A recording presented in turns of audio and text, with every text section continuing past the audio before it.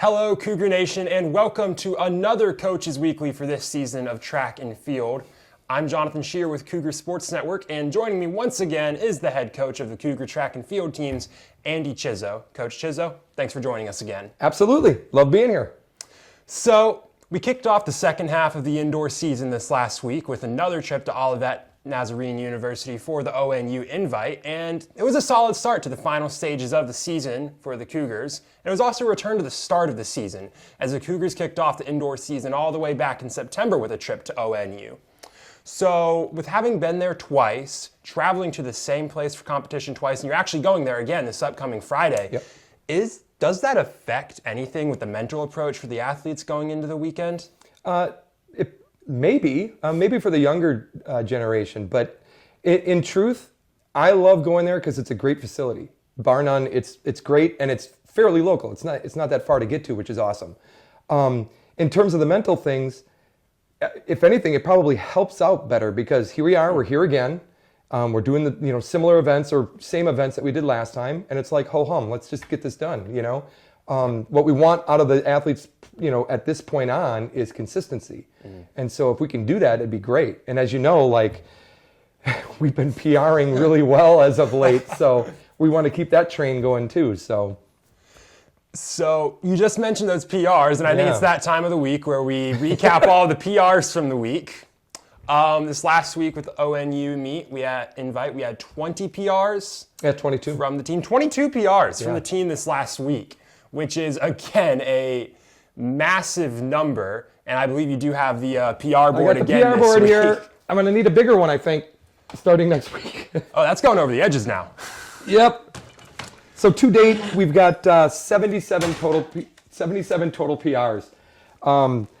If I was to pick some, I really, I'm loving what the freshmen are doing. If I'm being honest, this last ONU meet, they had the 600-meter run. So a lot of our athletes didn't run that. Obviously, the freshmen didn't, and so we got a lot of PRs out of that.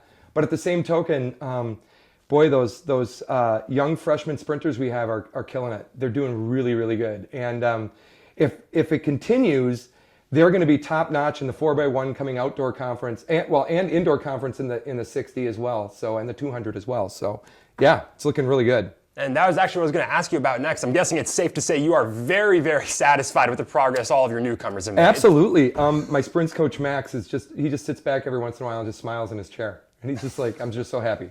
And I like him being happy, so let's keep him happy. And they're getting all of these PRs, so that's good stuff. It's a testament to the work that's getting done by the guys and the girls.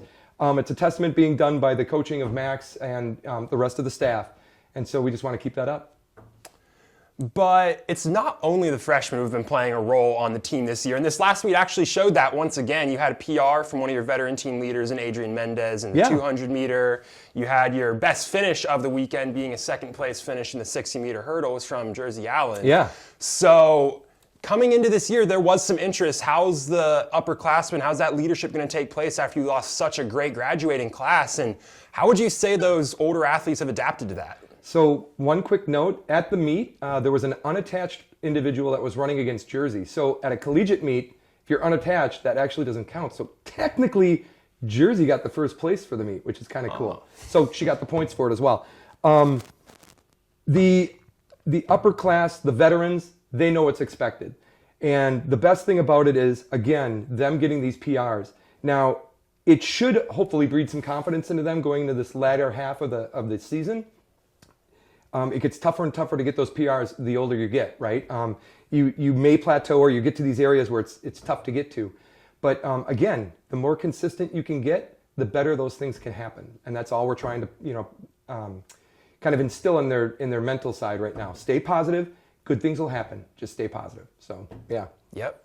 And I think as we wrap it up here, moving on to this upcoming Friday, like we talked about, the Cougars are headed back to Olivet Nazarene University, this time for the Walter Kramer invite. It's the last time, I swear. And I think you kind of mentioned it a couple of times through there, but what's kind of been the focus, the team, so far this weekend, continuing through the week, heading on to this meet? Well, again, with it being on a Friday again, we have a shorter, kind of work week ahead of us. So it's getting the stuff done that we have to get done in the time that we have, right, for those practices. So being efficient during the practice times, of course, trying to breed that consistency. And that's what the refrain is this week. So. Absolutely. Well, Coach Chizzo, thanks for joining us once again. Yeah, I'm going to need a bigger board.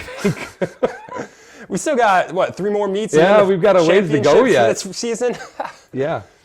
But like we mentioned, the Cougars this Friday are headed to Olivet Nazarene University for the Walter Kramer Invite. You'll be able to follow all the updates for Cougar Track and Field at cucougars.com.